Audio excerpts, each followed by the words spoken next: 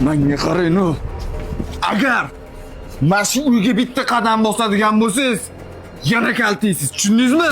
Oğlum, nimaga meni urib uydan haydayapsan?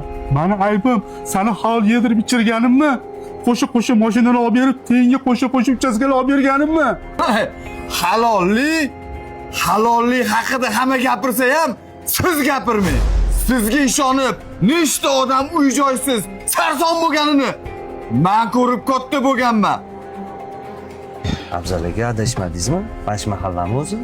Ha, mana shu mahallaga yordam so'rashgan edi, lekin qaysi uyligini bilolmayman hozir.